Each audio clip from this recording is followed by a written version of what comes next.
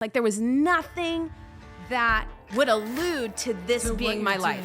My whole world alluded to me being a musician. He was prophesying over people and he just said, I see you being a painter. And I was like, well, that's random and dumb because I'm a rock star. Like, don't you know? Hey everybody, this is Rita Springer. Welcome back to Worship is My Weapon, and this is the Rita Springer podcast. I am so excited today. This is my first interview with Maddie Kiel, but you're... Madeline Kiel. Madeline Kiel, yes. Okay. It's okay if I call you Maddie. Oh my God, of course. Because that's how we were introduced. Yes. You were Maddie. Yes. Maddie Kiel. Maddie is living here in Nashville. Yes. You're in Nashville. Yes. You're not in Franklin. You're in Nashville. Nope, I'm downtown, right in the center of everything. All right. Mm-hmm. We're going to find out all about Maddie. You guys are going to love her. Maddie is obviously, she's an artist. Her paintings are here. I want her to talk about just how she started doing this. I was introduced to you by mutual friends. Mm-hmm. And you came to my house for dinner one night. And I was so quiet. And you were very quiet. The most delicious food ever. And yes. all I knew about you then, I knew that you painted, but we talked, I think, more about worship, even though I had seen one of your paintings because our mutual friends, Joy and Greg, had kind of gotten me onto you. And I absolutely love, I wish I could paint. I can't paint, but I absolutely love art. And I'm so taken in by art. I just think art just unravels me. The fact that people can do what you do blows my mind. Well, thank you. And so I was so enthralled by what you paint, especially because this was the first one I saw that I actually purchased from you. Yes. But you paint a lot of black cowboys too, don't you? Yeah. Yes. And I loved that. So I was just intrigued by you. We met that night, but you talked more about your musical background. Yep. So I want you to kind of take us on a journey of your life to get to what we're looking at now. Okay. This incredible artwork we're looking at now. Yeah, just go from the very beginning. Yeah, even when the sperm hit the egg, if you have to start. Something from some movie. But anyways.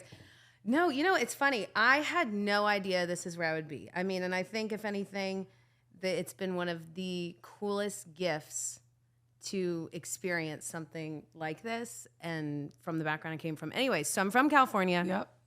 Born and raised out there. I was born in San Francisco. First 8 years of my life were out there. And then my mom decided she wanted a cattle ranch. And so we just got a cattle ranch. It's kind of how it worked. We went up to a town called Auburn, and I lived and raised cattle and worked them on horseback and had real cowgirl boots, had the real hat, had the real whole How did your dad feel about this? Was it just you and your mom?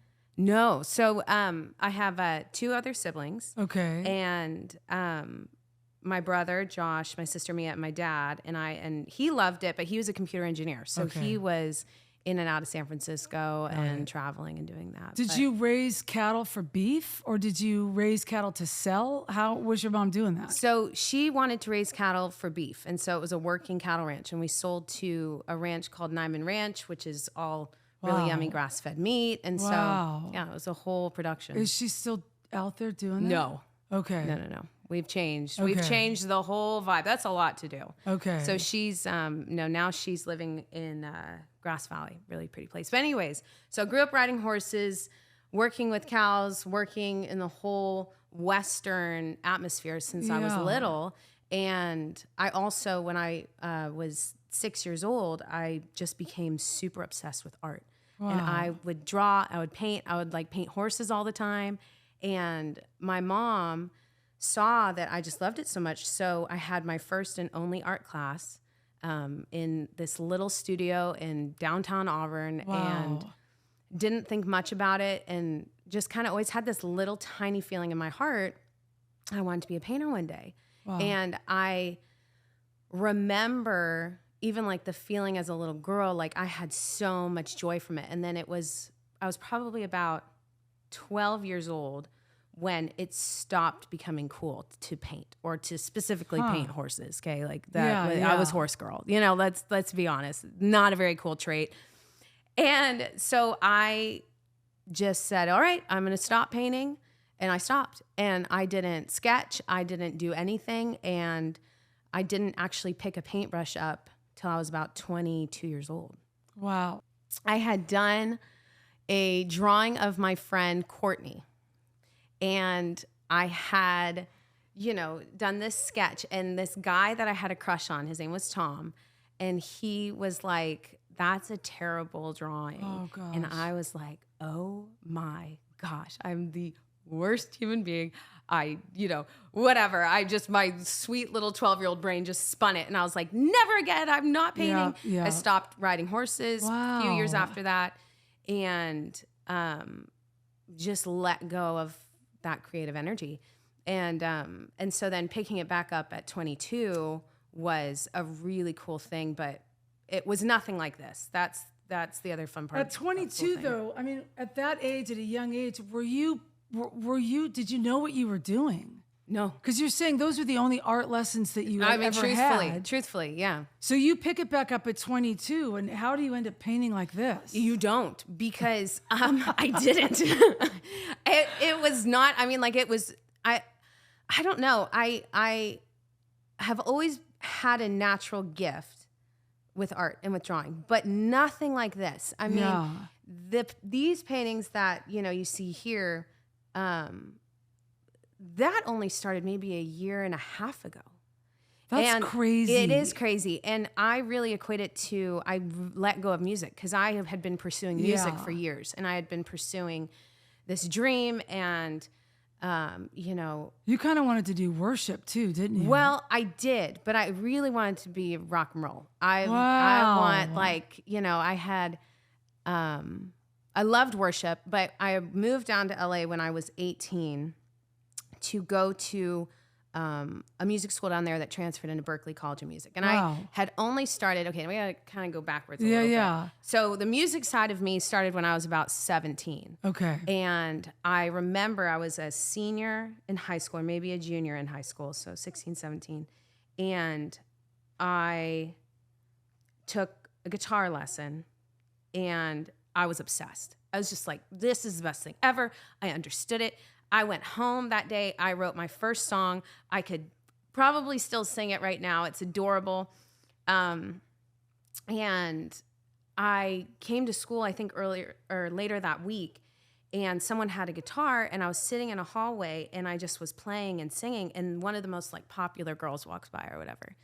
And I was friends with everyone, but I wasn't popular. I wasn't one of the pretty girls that just walked around and they went like this with their highlights. So I was more of oh, there's Maddie. But she walked by and she was like, you're phenomenal. And all of a sudden I went from being seen to being really seen in school. Wow. And so my whole confidence started coming through music. It was just okay, I'm going to do this. And so at 18, I decided I'm going to go to Berklee College of Music. Well, I couldn't tell you a major or minor chord. I remember going into that audition with Berklee, and they were like, can you read music? I was like, I don't think so. Let's try. Oh, that's brutal. Well, they probably just looked at me like, how did you get to this audition? Because I remember the lady was on the piano, and she was like, okay, just tell me if this is a major or minor. And I just sat there taking guesses from thin air. And I get this letter from Berklee, you're not accepted. And I surprisingly was sad, because if I thought, twice about it, I'd be like, they'd be out of their mind to accept me. So anyways, I ended up going to this school down in LA that was a transfer school. And while I was there, I'm trying to Was it like a musical, did it have a pretty good music course? Yes. In the school? Yeah, and there's only a certain amount of transfer schools that you can go to that work with Berklee. This was one of them, and it was in California. It was easy. But I kind of came to the end of myself. Oh, because you were saying I always wanted to do worship. I was like, where is this? Yeah, when I met you, that's what we talked about, was that you wanted to be a musician and you wanted to... Well, and so I wanted to be a musician, and I got to the end of myself in LA, was super depressed, ended up moving back home, and just was like, I'm going to throw away music for good, throwing away art. I'm going to be a psychologist. I'm going to help people, and I'm going to be a therapist. I'm going to do that. So I tried to study psychology, and I was like, okay, this is so boring. And I was just researched Christian college in Hawaii. YWAM popped up. I was 18 still, or no, just turned 19, something like that. YWAM pops up, and they've got a program that you can get your bachelor's through it. And I mean, at this point in my college journey, I wasted so much of my parents' money because I just was spending it like I don't even know. So I was like, can I please go and do this program, but you have to do a DTS first. And they were like, what the hell is a DTS? Right. You know, I mean, so, and anyway, so I end up going to Kona, to the Kona base, of YWAM. course you did. And you have to go through DTS. Do DTS. And I go through it and I fall in love with it. I mean, great. I was completely moved and like absolutely undone. Yeah. And it changed my whole life. We call it a disassembling school. Yeah. Well, you know, it's funny. I showed up and within the first week, I didn't come from a charismatic background at all. You know, and I had, it was Calvary Chapel, which is just way more, just a few less flags than, YWAM had.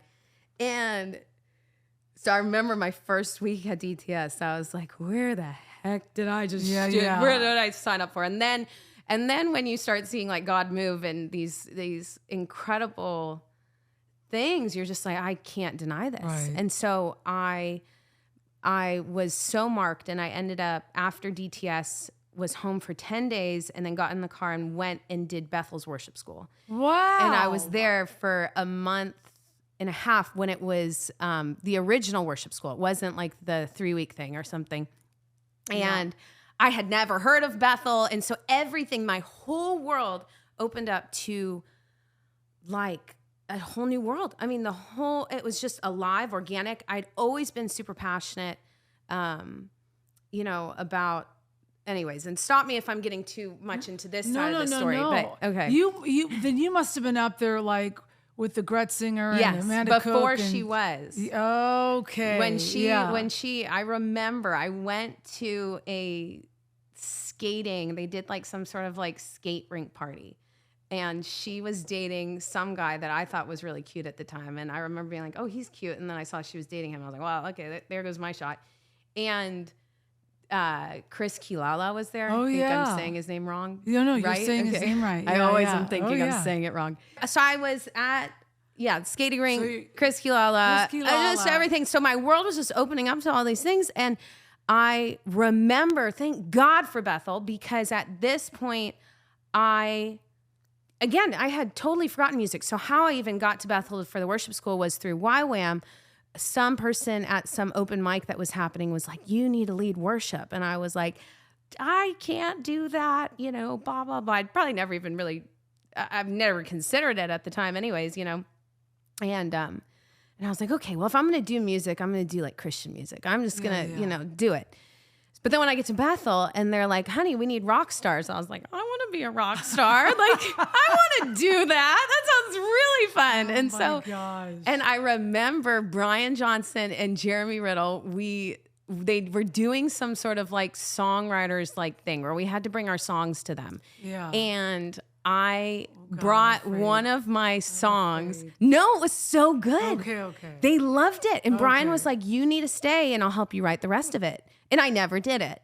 And again, so many opportunities that I've had that just go, hey, Madeline, you should come. And I'm like, oh, I'm shy now. Yeah. So anyways, so I didn't. But you know what? At the same time, could have led me down some sort of Mumford & Sons spin worship music thing that I didn't need to have in my life at the time. Because it was very this Mumford & Sons-y, like, it was the era for it. And anyways, and so I started, I'm going to do the worship thing. And then I got really involved with a ministry out here in Nashville for like 6 years. Wow. And I didn't think I'd be involved for 6 years. It was based out of the inner city here, and we were traveling over the world and doing missions. Wow. And it was this combination of music and art and missions. And I was like, this is how I want to live my life. I want to love people and do creativity. And like, I love feeling alive, like I found myself in places like Mongolia in a yurt in Mongolia drinking like fermented horse tea with these nomads. I was like, this is way more fun than, going to San Francisco and buying new shoes. I was like, this was my energy. So you're out of Reading at that point and you moved to Nashville. I moved to Nashville and I wasn't doing any art until I started working with this ministry. And so I remember my friend Michaela, how you and I got connected through her sister, Olivia, and all that. But she was painting. And I was like, I haven't painted in so long. I was probably about 22 years old. And my competition just kicked in, or inspiration, whichever you want to call it. It's probably a combination of all of it. And I was like, I'm going to paint Jesus. And so I did this big painting of Jesus. And I remember being like, how did I do that? Wow. And you haven't picked up a paintbrush. And probably since I was 12, 13 at that time. That's insane. I mean, truthfully, and there's one time I will say, just in case my college roommates are weirdly listening in, there was one painting I remember doing with one of my roommates. But that was it. So to me, that's not picking up, it's just the honesty being like, I'll tell you the truth and the whole truth. That was it. I mean, there was nothing. And so I did this painting of Jesus and I was like, wow, okay, I'm going to do another painting of Jesus. And so then I started painting only Jesus and Native Americans. And so I was painting Jesus. And I love. Was it the same? No, I got rainbow Jesus. I got, he was this colorful, amazing thing. And then they were like, oh, do you know Bob Jones had a vision of Jesus having red hair and my Jesus had red hair. And I was yeah, I was like, okay. And so I would paint, but I mean, I would paint once every 2 months, maybe 3 months. Like there was nothing that would allude to this being my life. My whole world alluded to me being a musician, and the amount of prophetic words that I've gotten from, incredibly trustworthy sources. Yeah. I mean, I couldn't. Did they talk about this or just music? One person, his name was Philip LaRue. He was there and he was doing some sort of like songwriters thing, and they did like a prophetic moment where he was prophesying over people, and he just said, I see you being a painter. And I was like, well, that's random and dumb because I'm a rock star. Like, don't you know? Not, I didn't have that, but that's how sassy I'm sure I did feel. So, it was just this, so 6 years of that, 6 years of. And where are all these paintings of Jesus? Scattered somewhere. I don't know. Did you sell them to people? I did. So then I would start selling them randomly because people liked them. I would hang them on the walls and people would be like, I want to buy that painting. I mean, and I would be like, okay, sure. What do you want? $200, $300? Like, but you're not serious about painting at this point, right? Not even like an ounce of seriousness. It was pure fun and enjoyment, and people just would pay me. Are you recognizing though, as you're painting, are you recognizing that you've got the gift to do it? Yes, but I also recognized that I had the gift for music. So it wasn't it wasn't like one was uneven and it was like, wow, she sucks at singing, but she's good at painting. It was like, this is what you should do, Right. And so, and I had been, leading worship all over the world and leading worship in the inner city with this ministry.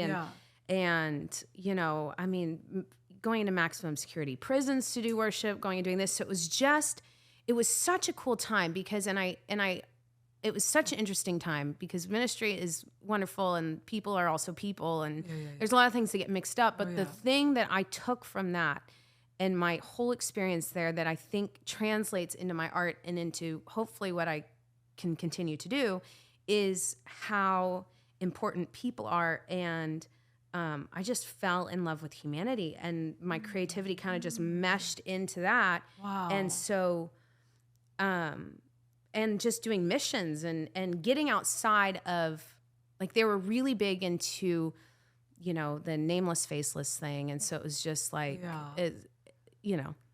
And yeah, and all the crazy back roads that you know ministry leads you that down. we all go down and we all go, why did I go down that road? Right, you know, right. and so then we learn and then we, you know, hopefully do things differently. But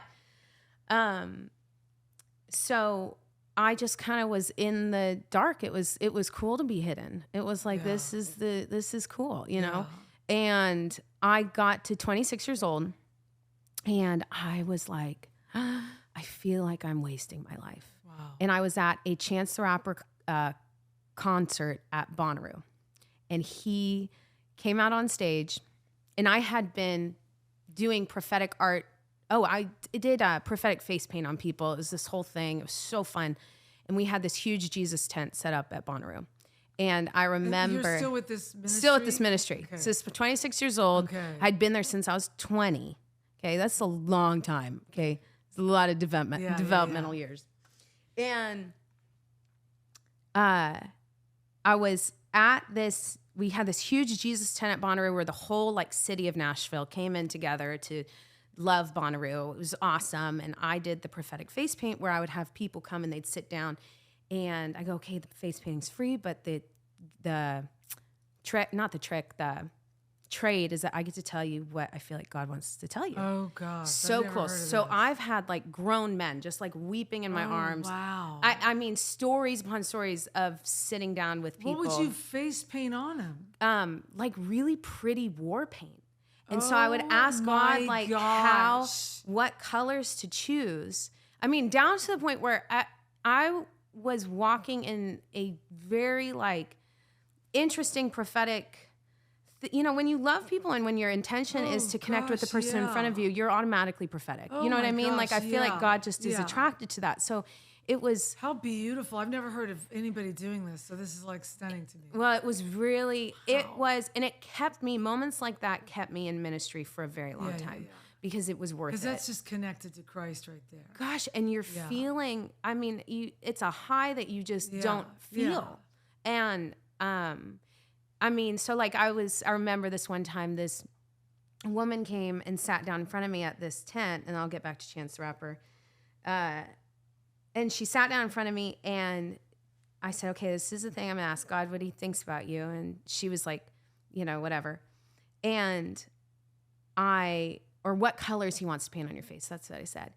And I go, and in my spirit, I feel like I was supposed to paint this like really deep blue. And I could not stand that color blue. I was like, no, I want to paint teal. And I just felt like God was like, no, you have to paint blue. And so I put my paintbrush in the blue and she gasps.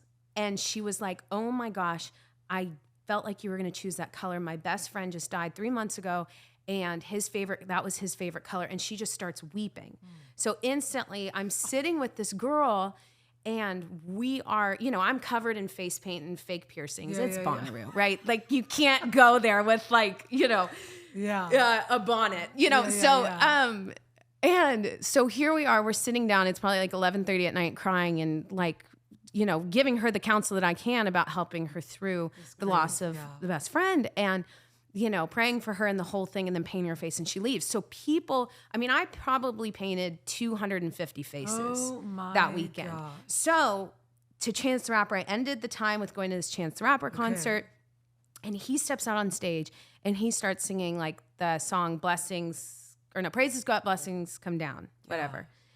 And he takes 10 seconds and shares with everyone like how loved they are and how God sees them. Like it was so beautiful, so simple, and in 10 seconds he reached, you know, 20,000 people or 30,000. And I had been slaving away painting 300 faces, you know, and I was just like, what am I doing? And I realized I was like, I have to go after this dream. I can do that. I want to do that. I want to get to that place. And so I remember telling the people that I was in ministry with, hey, I really feel like my time's ending. And they agreed, which was great. And I went on my merry way and I left that time feeling so sad and could not step into a church. I mean, like I walked into Bethel and wanted to puke because my family was living at Bethel at the time. And so my PTSD of 8 years of ministry. The insides of ministry sometimes. Yeah. And I was like, okay, I can't do that. Yeah. And so I put myself into counseling and didn't write, didn't paint, didn't do anything. I kind of just like shut down. Yeah. And my mom, who is just the most wonderful human being in the world, she was like, okay, Maddie, you've just given your life to, this movement for a really long time, and we were all so new to it. And so there were so many things that we just jumped in and just trusted everything that looked good, Yeah. And so she was like, okay, what do you want to do? I was like, I want to go back to Hawaii. And so in a month I moved back to Hawaii, and I ended up moving there at the same time my best friends, Olivia and Michaela, moved there. So all of us we were all living there. And then Joy and Greg, which is our mutual friends, they were there. And I, again, wasn't painting. Everything just kind of shut down. I wasn't even writing music. I was like, I think I'm just going to marry a Samoan and have a farm and just call it a day. Like, that sounded so peaceful. Yeah. And, but thank God it didn't work. But while I was there, I tried to avoid being within ministry, but I love YWAM. I always had such a good connection with YWAM, and so many of my friends were part of YWAM. So I was like, all right, fine. I'll just go and join YWAM again.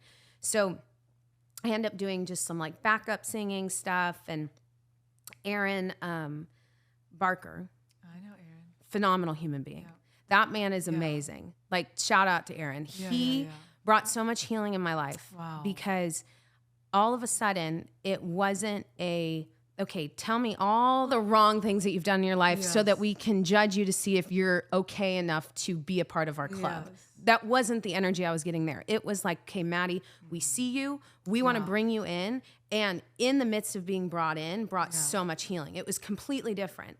And it was super authentic. And he was playing secular music, and he would love the dream. He like had me up singing up on stage, and there wasn't all these hoops to jump through. And it was just like, it just was the most wonderful therapy session. Yeah. And at the same time, I was working at a coffee shop in the jungle with this coffee shop called Kaya's, and they were not Christians. I mean, like witches and like all these things. Wow. And so it was just but it was perfect because I get to sit and love all these people. But while I was in YWAM, I remember I sat down. I went to Target and I got this little wooden canvas, and I sat down on this porch at the Banyan Tree Cafe, and I started painting this painting of Jesus.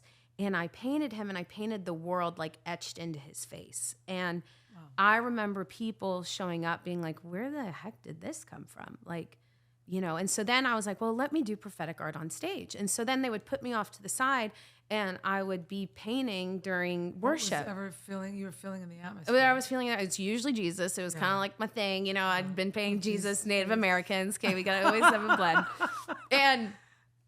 And so then, oh gosh, I don't know. It was just, so then the ball started rolling. I started writing. I started meeting people. And then I met one of my dearest best friends in the whole world. Her name's Emmy Russell. She's actually, no, she didn't come to the dinner. That is a different friend. But Emmy was there, and they were like, you guys need to get connected. Her family's really big in Nashville. Like, you need to meet her. And I was like, okay, like, they were like, you guys will write great songs, be good friends. So we met, became instant friends.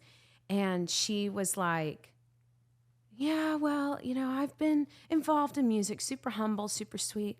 She goes, my grandma's like a really famous country singer. I was like, okay, I don't know country, but who's your grandma? She's like, Loretta Lynn. I was like, I don't know who that is. I didn't. That's hilarious. It's like Dolly Parton. Right, it's like, I mean, she's literally like, her face is downtown, Yeah. And I was like, I don't know who that is. Cool. My grandma's name's Inger. Let's just go get a coffee and go to the ocean. And so we started becoming really good friends, and they ended up bringing me out for an event that was happening in Nashville for Loretta, and it was at Bridgestone Arena, and I was part of the family VIP pass thing, VIP or whatever. Wow. And I show up, I was there, and I just remember being like, okay, now I have to leave Hawaii. Now I have to go after this dream again, because now I just feel sad that I was about to record with YWAM, and I talked with one of my friends who was a part of, House of Prayer. I was like, what is it called? And he was like, Maddie, like, you either can go down the Christian avenue, but it would be really hard to get out of it if you ever want to do like rock and roll. Yeah. And I was like, all right, I have one life to live. I'm going to do rock and roll. So I said goodbye to the worship thing, moved myself out to Nashville. COVID hits. All my connections that they hooked me up with, all the drive just went, whoop, done. Once again. And again, so I'm sitting in my living room and I'm like, well, I might paint. Maybe I may just paint a little bit. So I'm sketching and I'm doing this. And I'm like, wow, like I'm pretty good. Like, and I like, truthfully, it was like randomly painting once a year, twice a year. Yeah. I think I might have sold one thing. I really wish I would have jumped on TikTok during that time and just started sketching some flowers, because I'd have made huge. I'd have just been like, but no, I had to choose the 20-hour process and maybe someone likes it, Yeah. So, it's so funny to me. But anywho, and so COVID ends or whatever, and just the whole hype with it ends. And so I started going after doing music, do a project, blah, blah. Again, everything was music. All the prophetic energy in my life has always been music. Everything just was there. And I got to this point where I was 30. I'm 32. So I was 30. And my mom was like, Maddie, you are running out of money. I was so hard on myself. I was just depressed. Yeah. I was like, I don't know how to do writers rounds anymore. Like, kill me now. God, I was just, and I don't, and I had spent thousands of dollars on voice lessons to get everything into its top shape. I was like, I am going to replace every ounce of my 20s that shot my voice and destroyed it. I'm going to rebuild it back, do this. And I just got to a point where I was like, I've given up. I'm done. And my mom was like, Maddie, people have been buying your paintings for years. Why don't you just try to start an art business? Like, don't think of becoming anything, special. Take all the prophetic words you've ever gotten, just put them off to the side. Yeah. I mean, I took probably one of the most tender prophetic words that I've ever received is this word about Janis Joplin. And so I had this giant poster of her in my room. And I mean, I took it down, and that was the thing that led me. That's the thing that led me out of ministry. That's the thing that led me in it.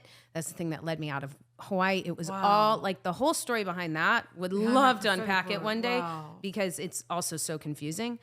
But took everything down and kept having these visions of these old cowboys and Native Americans, and specifically Black cowboys, because at that time in my life, I had, all of a sudden they started like flooding into my Instagram. Like, it was weird. Like, it was like I'd never encountered Black cowboy culture. No, well, and it's weird because, right. I know, right. No, but it's weird because even growing up in Western culture, we didn't see Black cowboys. It's a very rare thing. Very rare. Yeah. And I remember all of a sudden it was like, I said, okay, I'm going to start an art business. And it was like, God was just like, boom, boom, boom. Wow. And everything kind of started coming into my world. And I was like, well, I was having these visions of these old cowboys and Native Americans. And then when I learned about the Black cowboy and how much the Black cowboy is a part of Western history. Yeah, because you studied it. You said you kind of went in and really kind of studied it. And I need to know a lot more, but it really moved me. And I was heartbroken that a huge part of Western history and the John Waynes and all these things that we have built up in our culture, that there's no recognition of black people. Yeah, There's nothing. It's insane. And it's so sad because the word cowboy literally was given to a black man first because they were when they were slaves. There was, the house boys, the farm boys, and then the cowboys. And the way that they would entertain themselves at the time is they would try and sit on these bulls to ride them. So when the whole house was inside eating their fancy meals, here are these badass guys that are sitting up on these bulls and playing games and riding bucking broncos. Wow. So then rodeos started and all these things, and then everyone just was attracted to it, and because the world was the way it was at the time, it just got twisted, and it became all about John Wayne, and who's not even a real cowboy. And so you're just like, what's happening? So all of a sudden, the justice part of my heart that I had been living in for years as doing missions and stuff was just set on fire, and I was like, I want to paint black cowboys, and I didn't. Again, it wasn't to try to be seen. It was just like, I just see it and I have to do it. Yeah. And so actually this piece that you have was one of my first pieces. And then he was actually, I think, my second piece that I did. And I wish I had an example of my art prior to this because it didn't look like this. Like something happened, I think, when and I love making things maybe a little more mystical than they need to be sometimes. So part of me thinks that when I jumped and let go of the music thing, that God just kind of went, all right, here we go. Because my talent went to another level overnight. Yeah. Again, not you can even feel that in your stuff. Thank you. Yeah. I mean, he was what attracted me to you. There was something prophetic to me about him. Thank you. And obviously, I mean, that was reminiscent of my own child. Right. And so when I first saw it, but I know a little bit about the cowboy, the black cowboy, and I know how rare it is. Yeah. And so when I saw that, I was immediately taken in with, I knew there was something godly. I knew there was some God mentality behind that because I was like, there's something about that that's just so holy. Oh, that makes me so happy. So I love that was one of your first. Well, and I got to tell you something. So when I was leading worship, it was trippy because I would only choose your songs. So funny. Because I couldn't connect with anything else at the time because everything else was like hogwash. I was like, I'm going to sing Defender 50 times. And I'm going to, that's going to be my song. So when you asked to get this painting and it's of a smoking black cowboy, I was like, my gosh, this woman is amazing. It was everything that I needed. I think also it weirdly gave me permission to keep doing what I was doing. Oh, gosh. But you know what I mean? That's beautiful. But it's true because I had been in the culture of trying to get permission from everyone to figure out if I was living right or wrong. I threw all of that out the window and I said, all right, I'm just going to figure this out. And then it was like, wait a second, a woman that I look up to from afar is now seeing me. It was just beautiful. So thank you for that because that really blessed my heart in the whole process. Well, I think a lot of what this is so powerful to me, why it's so powerful, why I think art is so powerful, and I've been on this banter now for over 20 years, but I think that what the church has done such a great disservice in is excluding the artist. When God wanted anything done in the Old Testament, he called the artisans to do it, the artisans to build it. And he was very specific of how he wanted something done, and he wanted it done to its absolute stunning glory, beauty. I mean, here's the maker of the heavens and the earth, and the church doesn't embrace creative expression, and they don't embrace art, and they look at everything almost like tentatively, like, musicians, they're late, and they can't be trusted. It's this whole kind of, we segregate art and creatives in departments in churches. And it almost puts us on this thing that the world has the world, and the Christian has the Christian. Art. It's such a disservice to, I think, the heart of God, because I think it's the world that goes to movies, the church and the world. It's the church and the world that go into art museums and look at art pieces and get provoked by them. It's Christians and non-Christians that are going to ballets and Coldplay concerts and everything. And I just think that we have got to, we've got to actually start declaring and having more of a voice to release people like you to do what God's called you to do, because I feel God behind what you're doing, and I felt God behind what you were doing. Thank you. And I just think in a sense, I feel like sometimes I have to apologize for the church, because the church has done such a poor job at believing in people like you. Or believing and then trusting it. There was a lot that I experienced where it was like, okay, we want you to paint, but it was all so boxed in. Which is maybe what you're saying, and I'm just saying it in a different thing so I can make sure I understand. But it is, art takes a lot of trust because you don't understand it, and the artist is the one that you don't understand it, and people get different interpretations of different things, and you feel different things, and so there's so much. Powerful. It's so powerful, and it's risky, but it's beautiful, and it's I don't know. I am very thankful to have gone through what I had to go through, run out of money in order to get here, because then it got real interesting. So hopefully I said all that first 30 thing that I said. Well, and it's, so for example, this painting that's on your left, like I was in Kenya and I was working with a Maasai tribe out like far past Nairobi, and these were the elders of it. And I'm sitting there and snap a photo of them 4 or 5 years ago now. And I painted that last year, and I turned his hat Gucci, and I gave him chains. But I wanted in this painting, I wanted to give, I think juxtaposition is the right word, but I needed something that was like, okay, the world sees Gucci as this like, whatever. And then we miss these people.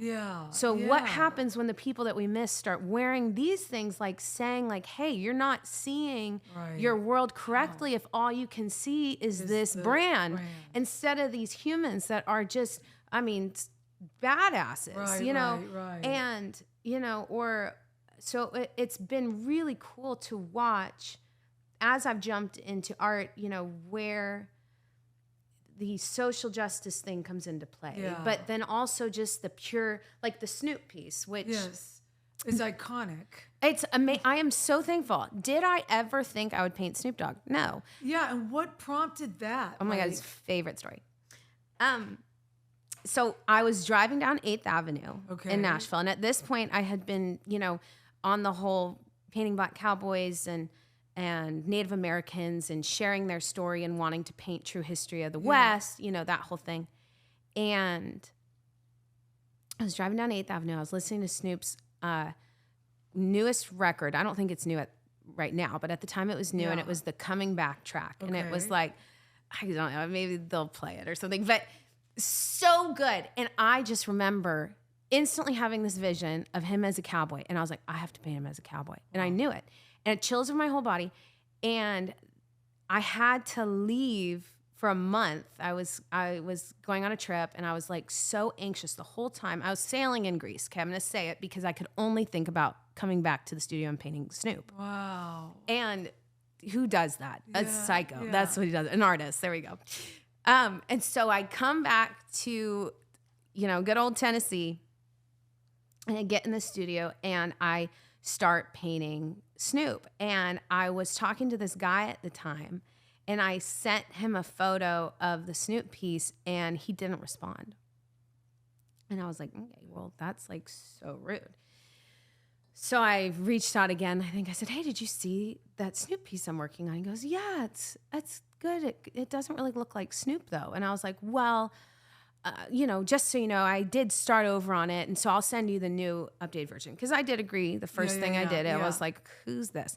So I start over on it again. I send him another update, and he reaches back out and he goes, great job. It looks like Snoop's first cousin. And I thank you, God, for that man, though, because that fired me up. I was like, first of all, you're done, okay? Goodbye. Yeah. And I said to myself, this is going to be the best Snoop painting that's ever existed. And so while painting Snoop, I was in my little tiny room I think I had a studio. Yes, it was like a room I was renting in my house, and that was a big risk for me to rent it because I was like, what if I don't make enough money? And I've always had money for a studio. Oh, everything's always come through. Yeah. It's been wild, and I had been working as a nanny at the time too, so it's just chaos. Yeah. Anywho, and so I am painting this, and I remember praying and blessing the painting and telling the painting, I said, Snoop's going to be doing a Western thing. You're going to hang in Snoop's Western room and blah, blah, blah. And I kept prophesying or telling this painting and praying for Snoop. Yeah. Okay. So while I'm listening to like, just his music, which I could only do for about 30 minutes. And I was like, okay, I got to turn on some Alison Krauss. So, anyways, and I remember finishing the piece and being like, this is pretty good. I was 8 hours away from finishing, and I uploaded it to TikTok, and I had uploaded paintings to TikTok all the time. Yeah. It went crazy. I mean, viral to what viral goes like now, no. But at the time, it was just like, it was overnight. And I was in shock. And so I posted another one. And it went viral again. And then I finished it in 8 hours, and I started selling prints. And all of a sudden, I made $4,000 that week off of prints because of my Snoop painting. It's insane. And thank God for TikTok. Yeah. And so then this Snoop thing all of a sudden just becomes something. And then I go, okay, who can I paint next? I'm going to paint Wiz Khalifa. So then I paint Wiz Khalifa, and I have a friend that's friends with a friend. And so it gets to Wiz Khalifa, and Wiz sees it and shares it. And all of a sudden everything's just like, whoa, what's happening? And I went from being in my room painting cowboys and Native Americans to all of a sudden everyone's like, I need to meet you. How'd you know Snoop was going to be doing Western things? Because at the time they hadn't released any Western stuff. Nothing had been released. So when I posted that, 2 weeks later, a trailer comes out that he's playing a cowboy in a movie. And Snoop hadn't done any Western, anything. So there wasn't this connection. Now, a full year and a half later, the Western thing is everywhere. Yeah. Everyone's Western, Who isn't, right? Okay, where's my cowboy hat? I'm like, you guys are fake. I actually worked on a cattle ranch. You do not know what it's like. So, there you go. God, I can talk. So just interrupt me. Just blink twice. No, the story to me is so fascinating. It's a little interesting. Because it when you finally said yes to this, it's just taken off. It's completely taken off. Because I met you 2 years ago? Yeah, well, you met me at the beginning of this because I had just painted Snoop. Yeah. I think. Or I was about to. I can't remember. Yeah, I think you were finishing him up or something. Yeah. Because I remember it wasn't super exciting yet. Yeah. No, and then it looked like you just kind of took off. It's exactly what happened. And then you started painting, all these different, you've got posts out there. Yeah. And I mean, you're now being commissioned by people to paint. Well, right now I'm working on Waylon Jennings, and it's by someone that is, I just had to pinch myself when that commission came through. I mean, going from, I didn't graduate college because I dropped out, became a missionary. Okay, great. I have a good heart. So what's that going to do for me? Okay. I know how to talk to anyone. That does help. But, working as a nanny, being 30 years old, and this was cool too. And I'm going to say this because maybe someone's listening is like, what am I doing with my life? 3 weeks before maybe a week before, I don't know, somewhere around that time before I painted Snoop, I remember folding laundry in this house. And I work for this family that's the most incredible family. Love them. They are perfect. But I was folding their laundry and just crying. Wow. And I want to cry now because I was like, what am I doing? Like, I had given so much of myself to what I thought was right. Yeah. I had gone after the whole being hidden. I'd done the whole pray, the whole fasting thing. And everything in me was just like, how am I 30 years old and folding laundry for people that are 9 years older than me? Yeah. And I don't know what I'm doing. And I am miserable.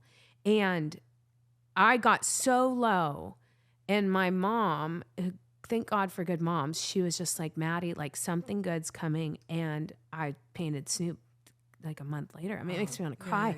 And I think that's why I'm so attached to this painting, because he really saved me. Like I just feel it. But God, I didn't expect to cry. Yeah. I did expect to talk a lot, but I did not expect to cry. And, but it saved me. And it was just the coolest saving method. It was so like God, because I just can't do the whole stereotypical thing. I'm just like, this is so boring. It's not colorful. It's, I need something that's alive and exciting and kind of questionable. And this is the perfect painting for that. Yeah.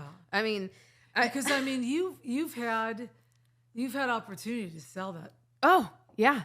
And you won't sell Almost, it felt at one point, I feel like I could have had an auction. That thing would have sold for $80,000, $100,000. That's insane. It's insane. I've had people offer to buy it for twice of whatever I'm selling it. I've had, it's just been wild. It's been absolutely wild. And I've had other interest with like other paintings that people have wanted to buy, but nothing like this. I mean, like art collectors have come through and been like, where did this come from? And you've never painted him twice. No, like that's the challenge though. Everyone says I need to paint at least 2 or 3 of him. And that gives me anxiety. So I think I just have to work on my Waylon piece right now, who's going to be beautiful. I'll tell you that. This Waylon piece might trump this one. Like Waylon didn't, the Waylon estate didn't. It's this man in the city. Somebody else commissioned you to paint him. Yeah. That's insane. And it's my style. So all of a sudden now someone who I really love their creative expression and what they do, because they're, big in business, all these things. It's Soho House, graduate hotels. So just the most interesting decor, sees my art and goes, I want you to do the same thing. Let's do the smoking cowboy with all the bling. And again, it was funny because it feels like I jumped on the trend right when it started happening, but it wasn't like I was consciously thinking I'm going to put cowboy hats on people. It was, I kept just seeing these visions and wanted to paint people and their stories. Like this cowboy, who was another one of the first ones, he is just this old man from Mexico, and he was an immigrant. And so he came to, I think it's El Paso, or I'm confusing the story and I just call him the El Paso Cowboy. I'm not sure, but there was this cool story behind him, and this photographer named Roman, he photographed him, and they've given me permission to have him, which is great. That was one thing I did learn at the beginning stages of all this. But my whole heart was to showcase these stories and these people that hadn't been seen, and how do I give them a face, and how do I make it movable where you want these unknown people staring at you in your house. Well, and then I will say this, the Snoop thing blew up so much that people started seeing my music. So then The Voice, America's Got Talent, and American Idol reached out to me in 1 month. And I was supposed to be on The Voice this season, but I got cut last minute from production. Again, I'll take it as it is. America's Got Talent wanted me to combine music and art together to do a thing, but I was like, I don't know how to do that. Yeah. And the thing that I'm kind of listening to your story, and there's these little pin drops in your story that I'm realizing, whenever you do anything like this, or you do anything in the arts, there is a level of rejection that you just struggle with. I mean, it doesn't really matter. It's just, it's almost like it's there. You walk into that room, that's one of the things you have to pick up.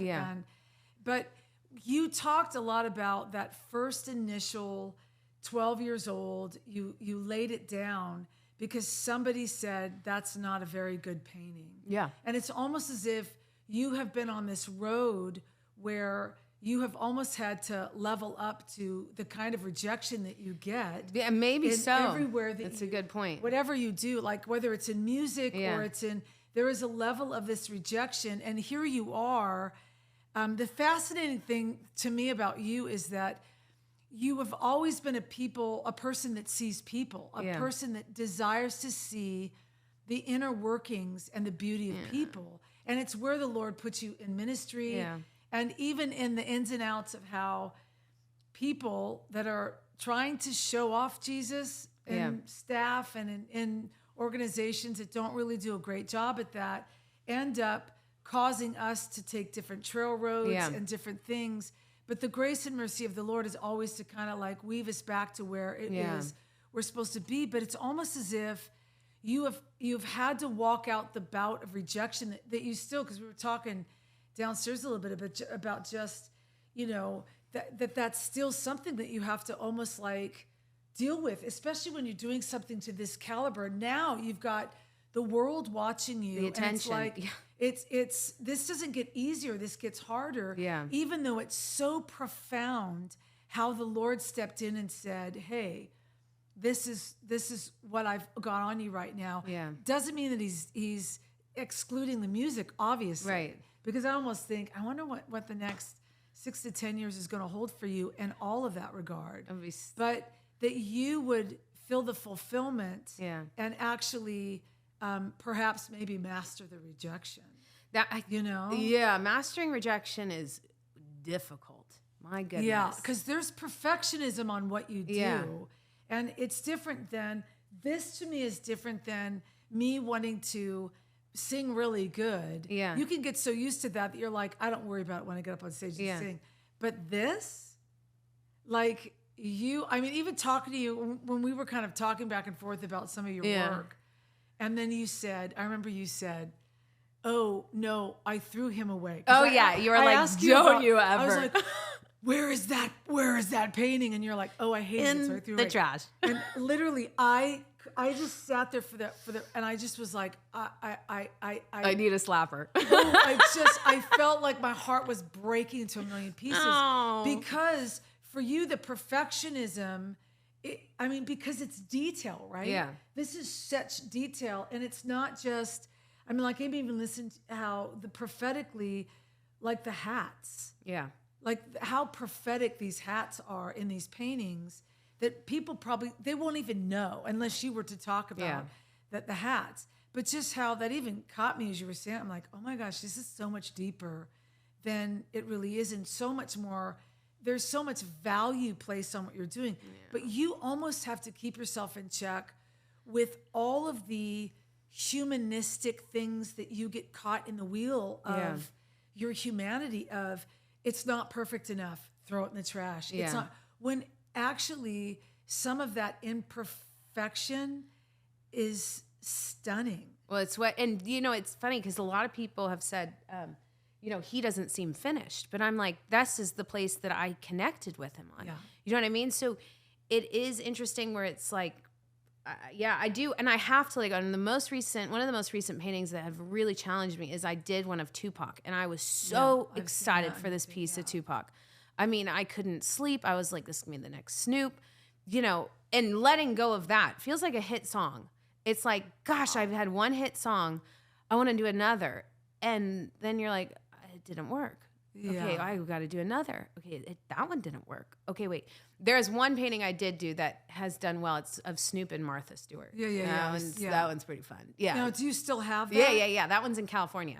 Okay. I got to ship it out here. And then I have another one of an old chief that he's called the American Spirit, and he's got like this cool, like kind of like lip thing that I got him to do with his face, and he's wearing gold grills and he's smoking a cigarette, but he's this like historic chief wolf robe. Yeah. But it's these men that have all these stories that I want to try to bring in the story and the modern, and I just want you to just sit and be like, I have to really think about, who this person is, and then also, but I love it because it's modern and it's speaking to me. Yeah, so as an artist, back to the perfection thing. You can look at that and say, some people say he doesn't look finished. Right.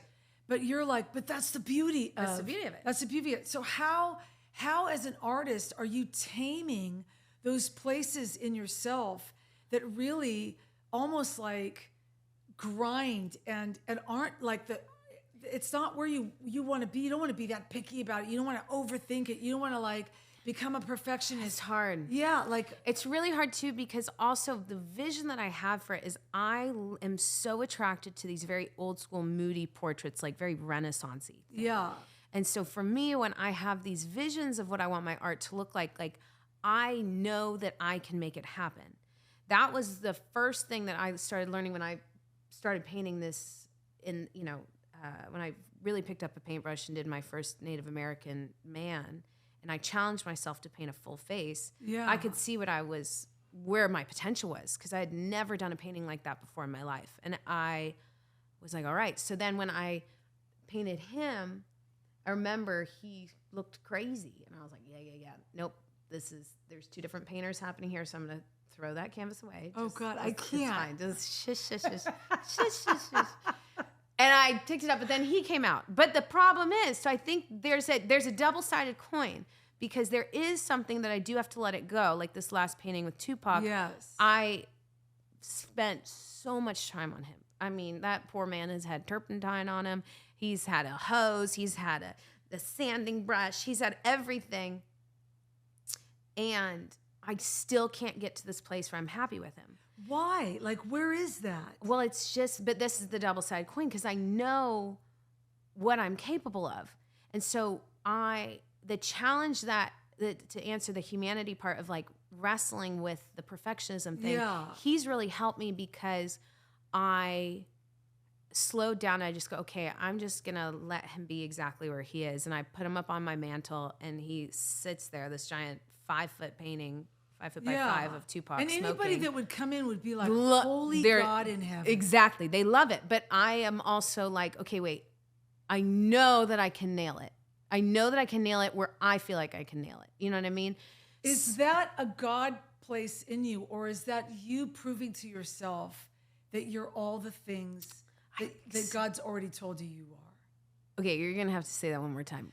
Are you trying to prove to you that you're what God's already told you are, that you won't believe that you You know what? Most likely. Okay. I bet you there's a little bit of everything, because I say that because, granted, I'll take more of knowing who I am any day. Yeah. Like, God, there was some sort of podcast I think I was listening to the other day, and it was about how we can't be improving energy. And I was like, ooh, I'm sure I've got some of that, you know, especially in music. And which is why I think God pulled me out of that, because who wants to listen to someone prove something? That just sounds awful.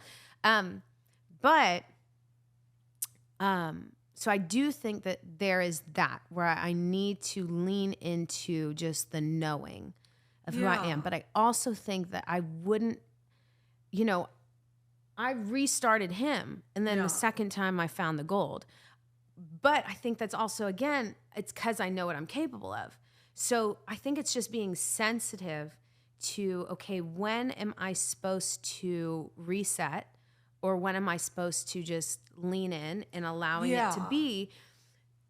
And I think I'm learning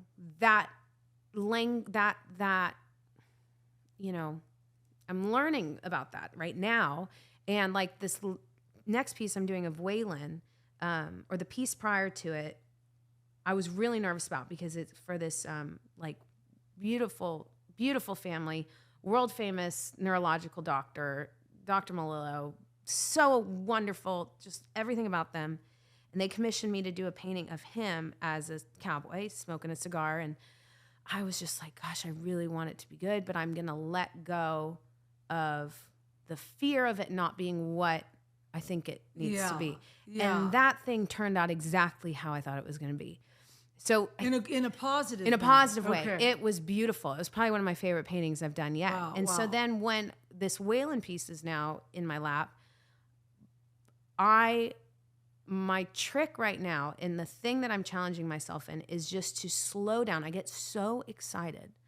I'm like freaking out. I'm like just throwing paint, and I'm like, okay, Maddie, how do you slow yourself down? How do you really see each color? Okay, how do we take it step by step? Not anxiously try to, maybe that's the proving, like the Tupac piece. I was like, I'm going to paint the best Tupac and I'm going to prove it, blah, blah, blah. Maybe didn't say prove it, but something along those lines I'm sure was mixed in. Yeah. So now when I'm slowing down and just being present and there's not that anxiety, I think I can build what I'm seeing. Yeah. And if that, so Yeah, I it feel like does. there's this double-sided thing. I do think that, my favorite word in the English language I talk about all the time is balance. Yeah. Trying to find the balance of the perfectionism that you basically strive for, because there's striving in trying to be perfect, right? Yeah.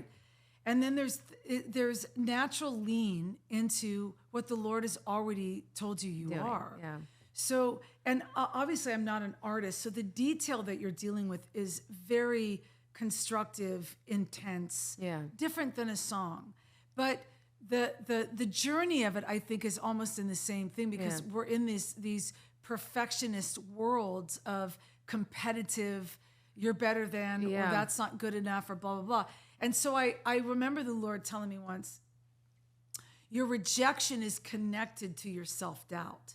And so I was like, so when I feel the worst part of rejection in the things that I give away, or I'm doing as an expression of my art, and it's not received by other people in the manner which creates rejection in me, he's like, the only reason it could stick to you is because you still have self-doubt.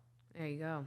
And so I'm like, whoa, okay, so if I'm sure of who I am, right, then if somebody says, I don't like, that doesn't look like Snoop Dogg, that song doesn't sound like, it doesn't stick to me, because I'm like, I don't really care what you think. I don't connect with that. Yeah. So I think that we're all like, all of our artistry in us, those of us that understand it, that adhere to it, that receive it and walk in it, that don't put it on a shelf, and that actually are trying to walk out God in it, we're all going to still deal with the rejection of it.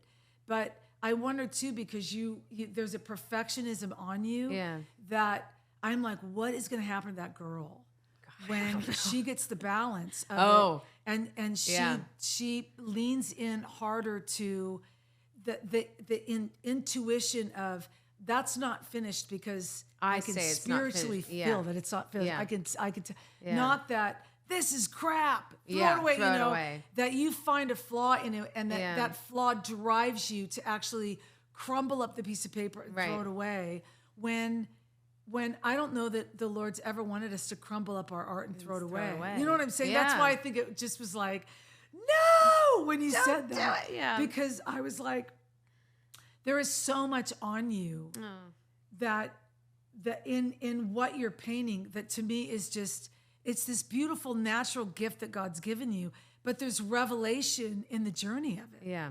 And so if perfectionism is going to come, sideswipe revelation and try to find out where your self-doubt is. Right. And then it's going to get you to throw away what has already been valued to the Lord. Yeah. Because I think everything you paint, whether it hangs in somebody's house or a museum or a gallery, because you already have gifting, there is a story in why it's even been thrown on the canvas. I mean, think about the old, think about some of these incredible artists of the old days, Van Gogh, Renoir. I mean, think about in fact, I was just with a songwriter yesterday, and he does this creative thing, and he was bringing up Van Gogh. And he was bringing up a movie that I think it was William Dafoe did with Van Gogh, and there was a part in the movie where the priest that Van Gogh meets with says, "Do you think this painting is any good?" It's like it's horrible, and Van Gogh says, I guess this is from his journals. Van Gogh says, "Yeah, maybe it's bad." Or maybe it's just been painted for a generation that doesn't see its beauty. Wow. And I just thought, whoa, that's so powerful that, I mean, you're in this field of not just the music, but you're in this field where I feel that when I see your paintings, I'm like, what is she going to do? Even though I know that rejection is in all this stuff that we do anyway, right? We all struggle with it somehow. But I wonder sometimes if we give rejection the in, because we still actually struggle with more self-doubt, with believing that we've been given it. When it's obviously God's like, not only just your whole story that you've just told, and he's in every detail, but in every season that you gave it your everything. And then it was like, and then you gave it your everything. And then it was like, but he still kept picking you up and taking you to the land next place. Yeah, to the next place. It's crazy. Yeah, and I think that's another thing that I just am like, I like that strong backbone. I'm not gonna quit. Yeah. Which I think that's where and I think just the undoing and just allowing that place of like that, because the rejection thing also, especially in art, I also need to eat. So it's like, how am I going to create a piece, that is going to speak to people, that's going to do just as well, that's going to make me $5,000 every weekend? Yeah. I don't know how. And I thought Post Malone was going to do that, and he didn't, or I thought Wiz Khalifa, and so it's just interesting. So I think that there is so much that I've not had to work through before because I've not been in this place. And so these areas of that rejection and that perfectionism thing, I'll tell you though, I'll take the feelings of perfectionism in my art versus music any day, because that was like, it was like having pressure to fulfill what felt like giant prophetic words and in the prove. Music. Yeah, and to prove, because I had just spent all this money on my voice and being like, I'm going to do it, and all the things I've said. I'm like, I can't do this. And so art, I never had any connection like that. And so I think that now, because it's blown up to a degree that it has, now I'm feeling it within this. And it's like, for these two paintings, and even for the Snoop one, because again, I wasn't in a place of trying to prove something. Right. That was mainly like just so fun. Yeah. I wanted to try. I did want to prove something to that guy. Actually, no, I wanted to prove something to myself, because I go, okay, I know I can do it. Yeah. Okay, that's But with these guys, actually, this is a great proving story. So I was doing this art show, and it was like early September. It was like probably 2 months after painting Snoop. Everything had blown up. And the guy that was hosting the whole art show, it was a whole NFT thing. We were going to create these NFTs together and, blah, blah, sell them and do all the fun things. And he was like, okay, can you paint all these celebrity cowgirls? And we're going to do this. And we found a way to get around rights as far as, getting people's permission for different things. Yeah. And I was like, yeah, I can do it. I can do it. Again, double-sided, I can do it. Yeah. And I cried because I could not do it. I mean, I spent 3 weeks in the studio every day trying to paint this one cowgirl. I forget her name, and I couldn't do it. And I just was like, I'm done. And so I sat and I said, all right, I need to find my love for painting again. I know it's there. I need to find like just that where I'm connected to it in the spirit or just whatever. And I remembered this photo of this woman I took in Kenya about 4 years ago. Wow. And I painted her in 6-7 hours. So something that took me 3 weeks that I couldn't do. Again, the Tupac thing. Yeah. So it's different. It's like I have to really center myself and go, okay, I'm doing this for like the love of it and allowing it to just become. And that's something I'm recently stepping into as far as like trying to bring that intention into the start of every piece, which I think combats the perfectionism a little bit. But I also, it's hard. It's like, what you're capable of, so you don't want to give up. But then sometimes if you need to give up.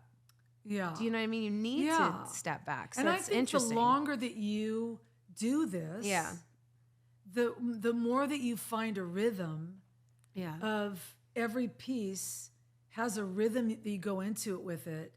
And like when I think about him and I think about all the blessing that you put into him, that it was almost like effortless for you because you were determined as an artist, but you were also like, you're going to be this and you're going to be that and you're going to be this.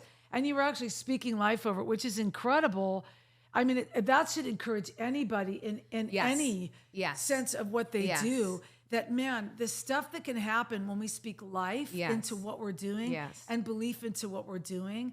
And I think it's why this means so much to me personally, because it isn't just that it's beauty, but it's process, but it's also grief, and it's also this, you're walking your own journey as you're painting these people in their own journeys. Yeah. You know, and I just think your story is so beautiful because of the fact that you would paint faces and prophesy over people in intent.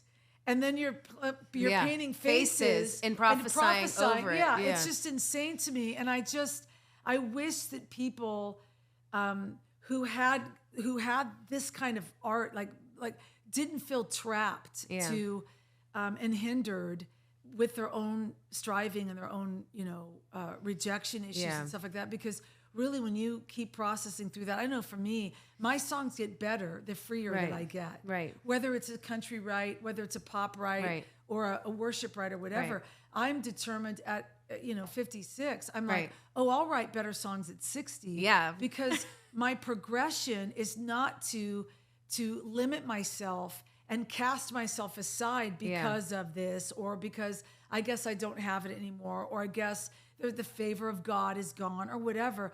But to say, actually, no, I think that if I keep processing through what it is I'm still afraid of, being accepted, Isn't that because we're never going to get out of this, because we work in this. Yeah, we work in the area of competitive nature and judgment.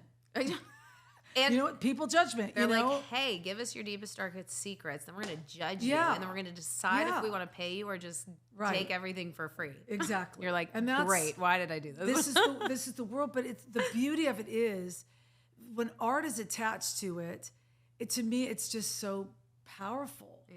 Because I just think all of that comes from him, and whether it's paintings in museums or whether it's a Christian painter that wants to paint the initials of Christ in a chimney. It's like, it just doesn't, it's just, I think we need to broaden our perspective and be like, what are the possibilities of where God can take us? Yeah.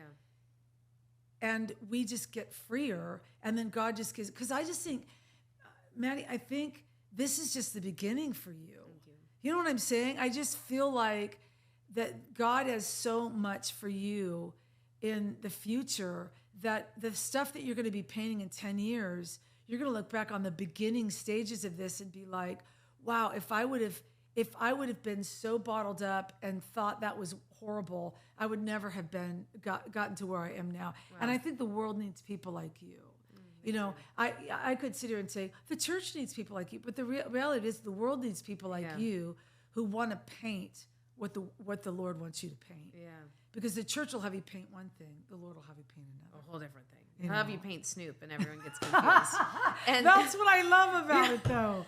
Yeah. No, it just makes me want to run and jump on God and just be like, I love the way you do this kind of stuff. It's my favorite. It is funny because I think there's a level to where, and you've probably said this like 5 times already, and maybe it's all just clicking, but of accepting that I am an artist. Yes. It's a weird thing. Yes.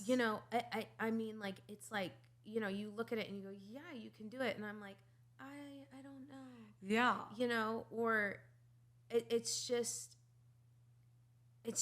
interesting. Because I've really probably mainly rejected myself more than anyone else has really rejected me. Of course. Out of fear, because I'm, especially in art, I don't know if I've had, there's the Tupac painting did get some heat, but only because people didn't like that I painted him with a cowboy hat on. And I was like, just stop. Yeah, that was about it. That's the level of my rejection in art is I painted Tupac with a cowboy hat. But I think there has to be a level of acceptance where I think I can feel it, almost this tension of like where I'm holding on to, like, it is, again, maybe it's all just clicking, but it's the rejection thing. It's the whole like, okay, I have to just fully accept and just relax in like the fullness of the acceptance of just, this is part of my life. I don't have to try to like be perfect to maintain the gift. Yeah, you don't have to prove yourself anymore. Yeah, no, well, here, let's. I mean, that's great advice for anybody even listening. Yeah. Because There are people that'll listen to this or watch this and be like, how could she question herself? But the reality of it is everybody does it. Everybody does it. And if there's credibility behind us that says, oh, rejection's real. Yeah. You know what I'm saying? Like, let me tell you when I was last rejected, because it was real. When there's credibility that you have been rejected, it's an automatic flinch that you have to prepare for not being. I don't want to do it. But the beauty of the gift of God is that he's not about he's only about the acceptance. Yeah. So he's there to remove the rejection and to say, hey, can you look at the journey that got you here and not look at all the dents along the way? Don't constantly be looking at the dents along the way. And I think that when, as artists, we do that better, then we actually become progressive in our awareness that we're actually pretty good at what we do. We do, yeah. And we don't have to strive to do it anymore. So I don't know. I see that on you, even as you just keep every stroke. I think is a for you is like every note for me. Yeah. Is a chance to get a little freer. Yeah. And every stroke of that brush is a chance for you to be like, I'm really good at this. Yeah. And if I put my mind to something, I can do it. I've already proven that to myself once. I just gotta. I don't have to prove it to myself. I don't have to think about it anymore. Maybe I need more time to do this one, or maybe I need this, or I need a season to do this. But you don't have to prove to anybody that you can do it. All right, I'll take it. Insane. Thank you. This is amazing. Thank you. So I want to know, like, even as we kind of close up, how do people get a hold of you? Oh, you can message me on Instagram. TikTok, don't usually respond there, but this is too much. I'm like, Instagram. It's at Madeline Kiel, Kiel, or MadelineKiel.com, and you can email me from there. And then if people how do people commission you to paint? Well, so this next year I have a different way I'm doing commissions because I had too many this last year, and I have learned what commissions I want to accept and which ones I don't. Yeah. That is another thing where I don't want to paint a dog. I don't want to paint things I don't feel connected to. I can't. I don't want to paint dogs with cowboy hats. I would rather die. I think that's great to stick to your guns. Like, this is what I do. No, well, and it just doesn't look good. Yeah. I'll tell you this. I'll show you some paintings I've done this last year where I'm just like, and then I do something that I love, and it's a completely different artist. So, but anyways, commissions, if you have cool ideas, send them in and let's talk about it. But I'm actually right now I'm challenging myself because these recent commissions I've been getting, that the ones that I do love are high paying commissions. Yeah. So now I get to live off of the money that's come in. Yeah. And now my thing is, once I'm done, I'm doing the last two for this year are Waylon and Biggie. Wow. And I cannot wait. And then after that, I am simply just going to step back and create. And that's where I just feel like I just need to take a moment and be in my artist self of like, okay, I want to do this, and I don't want to do it because it worked last time. I feel like that's the challenge I have to give myself. Yeah. Because every time I've done that, those are the paintings I make money off of. Mm-hmm. The paintings that I really tried, like and calculated, I don't make money off of. Like, I've probably sold like 20 to 40 Wiz Khalifa prints. Wow. I've sold, I don't even know how many Snoop prints or Snoop and Martha prints. All those paintings are great. Yeah. Everyone has a following. Yeah. But there was something different, like Post Malone. I've sold barely any Post Malone prints. Everything comes from my Snoop and Martha. Insane. It's crazy. So I'm definitely determined to be friends with Snoop. I mean, that's where my perfectionism will kick in, because I go, okay, Snoop, guess what?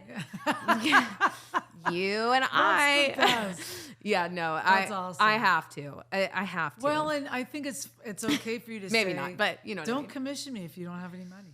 Oh, for sure. No. We have a different standard next year as far as the baseline of my commissions. It's gone up because I can't, and I sometimes am too moved by people's stories or situations. So I go, okay, I'd love to help you. And I'm like, why did you do that? Why did you do that? That's okay. Mm-hmm. That's okay. You just got to do what you got to do. You got to do it. Well, I just love sitting and talking with you. It's been great. Thank you so much. I'm now sad we're done. I know that it's like bringing these. I was like, you got to bring your stuff. So I'm so glad you brought him because he's my baby. Beginning. This is my child. I love it. And he might live with me forever. Yeah, you never know. Absolutely. And I'll pass him down to my grandkids and they'll sell him for millions. You'll buy your first beach house with him. Yeah. Well, okay. I will tell you a really fun goal that I do have. Once I get enough money to just be like, okay, my goal is I really want to buy myself a cool like GTO. Okay. And I want to put cattle horns on the front of that GTO. Okay, man. And I want to drive around Nashville. And that is something that I'm like, yeah.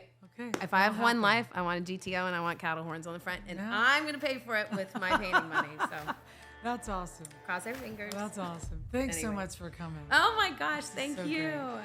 Thanks for joining us, being with us. And until next time.